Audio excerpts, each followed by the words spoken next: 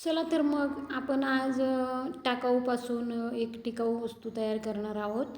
तर त्यासाठी व्हिडिओ पूर्ण बघा. तर हे बघा, इथं मी पेट्रोल आणि थर्माकोल घेतलेला आहे. तसे थर्माकोलचे तुकडे तुकडे करून घेणार आहे मी. तर हे बघा, हे जे आपण डब्बा घेतलेला आहे तर त्यामध्ये पेट्रोल टाकून घेते मी. लागल्यानंतर परत वापरायचं. आता थोडंच घेतलेले मी.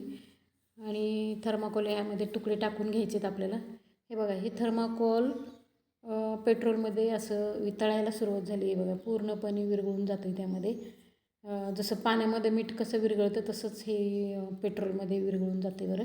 हे बघा, बुडबुडे येत आहेत असे.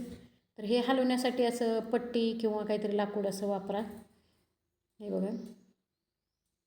तर असंच एक एक एक एक तुकडा टाकत टाकत आपल्याला या पेट्रोलमध्ये थर्माकोल टाकून असं घट्टसर पेस्ट तयार करायची आहे. हे बघा.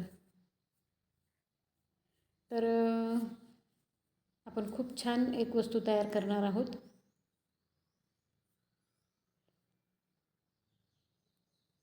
गावाकडची ओढ या चॅनलला जर तुम्ही सबस्क्राईब केलेलं नसेल तर नक्की सबस्क्राईब करा.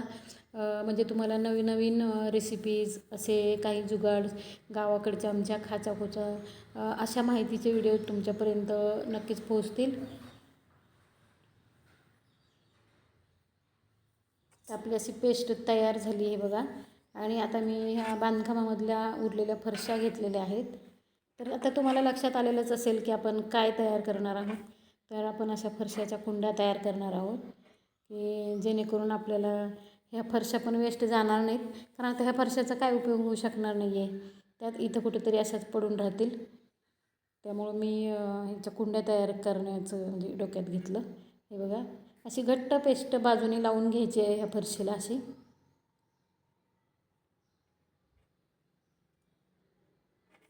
असे मस्त लावून घ्यायचे. हा अगदी फेविकॉलसारखं ही पेस्ट तयार होते, चिकट अगदी. आणि ते चिकटवलेलं अजिबात निघत नाही. तर आम्ही खूप दिवसांपूर्वी एक प्लॅस्टिकच्या बकेटीला चीर पडली होती. तर त्याला आम्ही असं फेविकॉलचं लावलं होतं. काय करावं म्हणून प्लॅस्टिक वितळून लावले, हे करून लावले, पण ते काही टिकलं नव्हतं. मग सहज असं हे करता करता लक्षात आलं तर आम्ही फेविकॉलचं हे करून लावलं तर ते गळायचं थांबलं.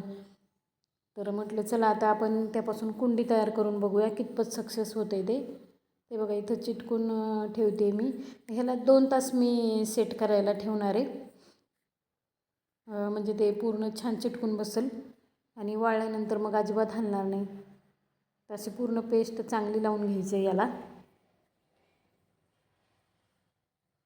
असं दोन्ही बाजूनी पेस्ट लावून घेते. आता तुम्हाला मला ते कॅमेरामध्ये असं दाखवता येई नाही. आणि हवेने असं पडू नये म्हणून मग 2 तासापुरतं का होईना असं त्याला हे लावून घ्यायचं, काहीतरी सपोर्ट लावायचा. मग अशी कुंडी तयार झाली आहे. आता मी ह्याला सपोर्ट लावणार आहे म्हणजे वाऱ्याने वगैरे असं पडू नये ते सेट होईपर्यंत. अशी मस्त कुंडी तयार झाली बघा. बघा किती छान वाटते. आणि भरपूर माती बसणार आहे आणि झाड पण चांगलं येणार आहे याच्यामध्ये. त्याला मी असं सपोर्टसाठी लावल्यात बघा. आणि इकडं पण ही कुंडी केली आहे तयार. हे बघा मस्त. तर अशी कुंडी 2 दिवसांनी मी माती भरली आणि झाडं लावली. धन्यवाद.